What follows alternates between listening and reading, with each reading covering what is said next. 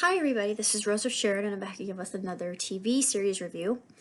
I just recently finally came to watch the remainder of Once Upon a Time, or OUAT as the fandom so lovingly calls it.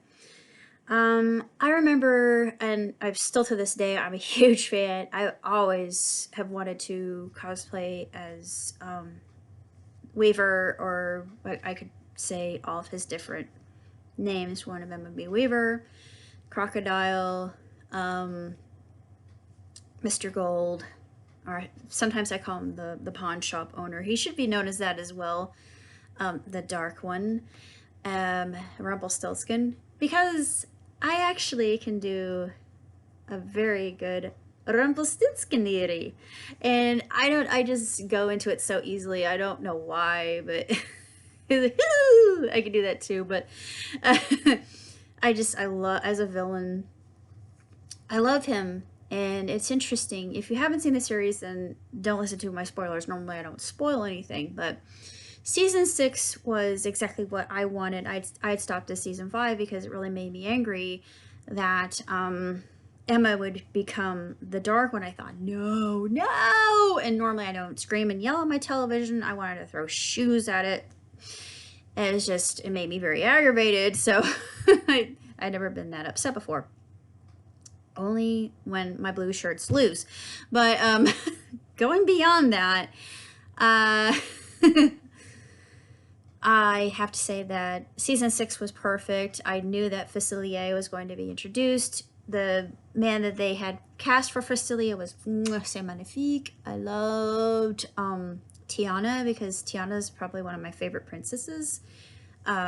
She and Aurora, and of course Rapunzel. I love Rapunzel. Gothel. Oh, Gothel. She was paramount to the epitome of perfect.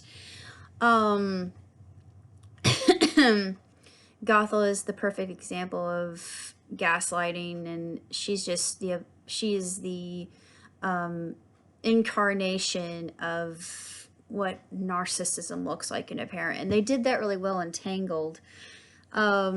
Season 7 kind of was breaking out in every which way. I like season 7. I love Jacinda because she was a different version of Cinderella, and of course we all know, if we've done our history on fairy tales like me, I'm a lot like Henry. And I do author stories, so I relate a lot to Henry's finding himself and writing his own story, basically. And I thought, yeah, that's where I am in life right now, even though I'm coming to it at an older age, so I can really grasp onto this and extrude a ton of meaningful life lessons. I mean, there really were, because this was a series that was one part soap opera, one part fairy tale fantasy, with Disney splashed into it. I do believe that the creators had to pay royalties, even though it was different enough that it separated itself from a lot of Disney's work. But season 7 was all over the place. We go back into the wish realm. It dealt with dreams and the whole forgetting, the amnesia thing. I thought, oh, really? Are we going down that road again? This is really, really old. And it was like the writers themselves were looking for something to really write about, or keep us captivated with a good yarn. And I do like the Princess and the Frog related stories. Those were really good. Facilier, as I said, I love Facilier. He's probably one of my favorite villains other than Maleficent. Ursula, Ursula and Hades are up there too. They're two of my tops. Cruella, we really didn't. Yeah, I don't know if we actually saw Cruella. Yeah, we did see Cruella. We saw her earlier on. We get mention of Zorro, which I thought was very interesting. Zorro is a Disney property, but it was kind of funny that, oh, so he's part of the whole realm as well. And Robin Hood, and I think Shakespeare was mentioned. That it would have been intriguing to have him mention because I feel like as an author, he should be at least put in there. But I think what would be a very intriguing kind of overlayering of fan fiction or massive story would be integrating all elements of every genre. Well, I've already done that with genre jumpers, so I didn't have any authors that just kind of jumped into the story, but it would have been interesting none the least. Nevertheless, season 7, it was good. I thought it was really keen that they kept a lot of Easter eggs, and one of the Easter eggs I noticed right away, it was very obvious, was Flynn's Arcade.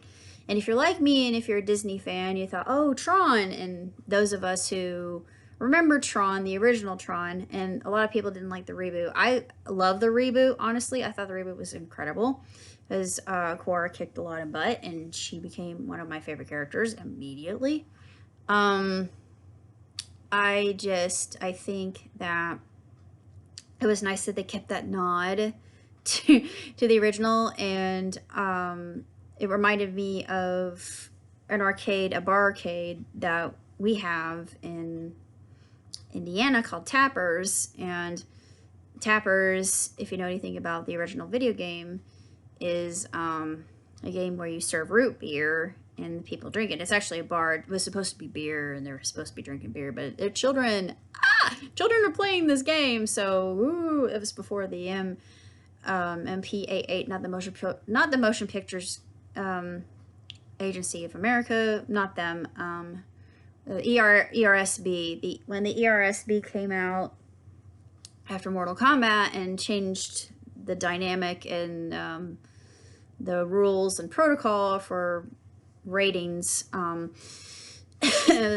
games were never rated for a long time. And I thought, oh yeah, side note. But anyway, I enjoyed the way it ended, especially for Regina.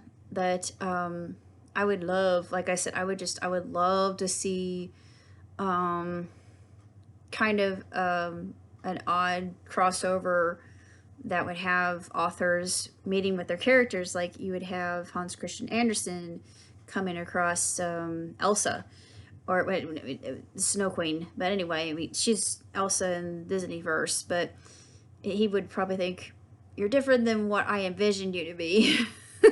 That's how I would think he would, would be what I would think he would say, but he would be pleasantly surprised with the interpretation. It's kind of like Hamilton and the ending of Hamilton, and that could be led up to anybody's perception. And I think it's basically Hamilton seeing his own work as well as Elizabeth being reunited with him. But would it be considered canon to have the Schuyler sisters as Disney princess? I guess so. So it would be you'd have them, and you wouldn't really mix in anything from any other, unless it was some kind of really catastrophic event. Then you could throw in Marvel. There are lots of directions this could actually take, knowing that Marvel is Disney property now. But the ending was very good. I thought the ending was excellent. It was bittersweet. 7th season, it lacked what the first 6 seasons did, which was direction and continuity.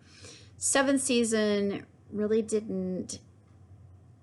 It went off in its own little directions. I mean, I liked it. I loved Lucy. I loved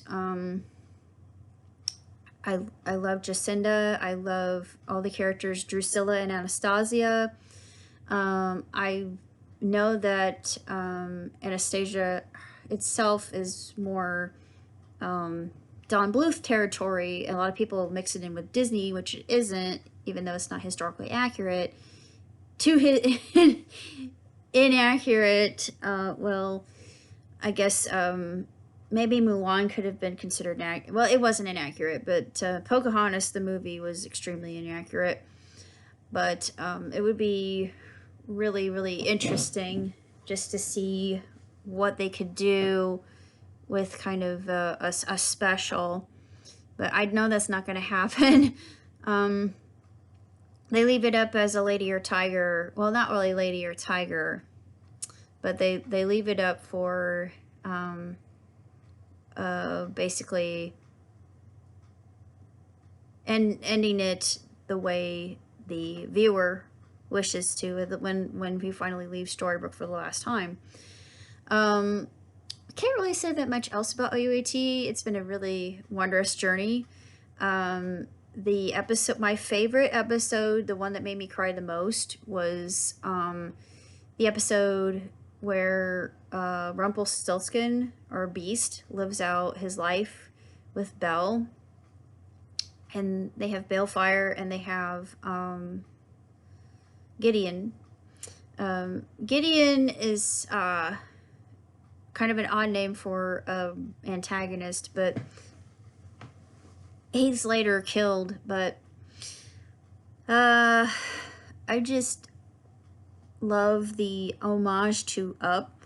That whole part just made me weep. But I really can't say that much else about it other than I liked it, understandably. But there really isn't that much to say, honestly, about OUAT.